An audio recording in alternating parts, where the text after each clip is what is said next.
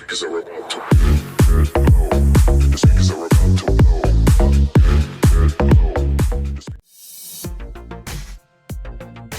Thomas croyait avoir trouvé en Clara quelque chose de rare et de précieux.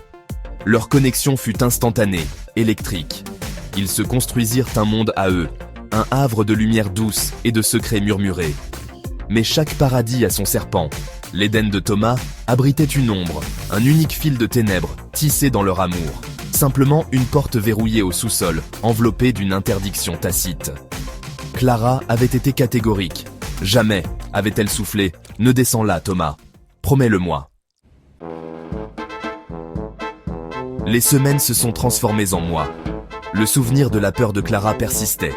Un arrière-goût amer. La porte verrouillée devint le symbole de son manque de confiance. Il essaya de se raisonner, mais le doute continua de grandir. Une nuit, Clara étant absente, l'attrait de l'inconnu devint trop fort.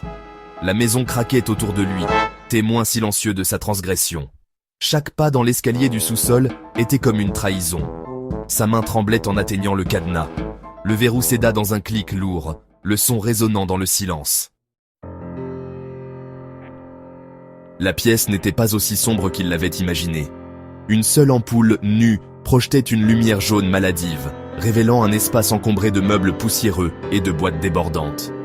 Mais quelque chose clochait. L'air était chargé d'une odeur écœurante de décomposition. Dispersés sur le sol, des dizaines de jouets d'enfants, leurs couleurs vives ternies par la poussière. Un dessin d'enfant était épinglé à un tableau de liège, représentant un soleil souriant, une maison en forme de bonhomme allumette et une femme aux longs cheveux flottants. La révélation le frappa comme un coup physique. Ce n'était pas un débarras, c'était un sanctuaire. La panique monta en lui. Il devait sortir de là. Il trébucha en reculant, remarquant un reflet métallique sous une pile de vieux journaux. Une mèche de cheveux, dorée et fine, attachée avec un ruban rose. Le bruit d'une clé tournant dans la serrure le tira de sa torpeur horrifiée. Clara était de retour. Il se figea, l'esprit en ébullition. La porte du sous-sol s'ouvrit en grinçant, répandant de la lumière dans l'obscurité. « Thomas ?» La voix de Clara était aiguë, pleine de suspicion. Il ne put parler.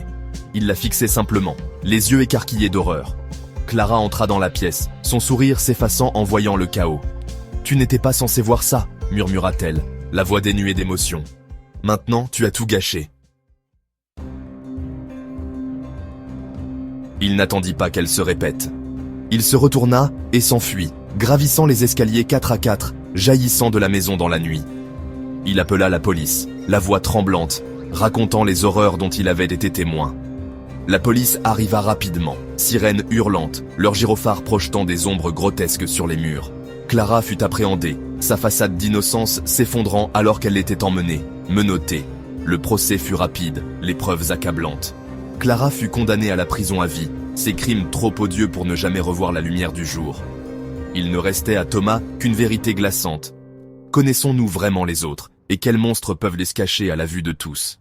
Si tu as aimé la vidéo et que tu veux en voir plus, alors abonne-toi plus un petit pouce pour me soutenir et aider la chaîne à s'améliorer. Et encore merci.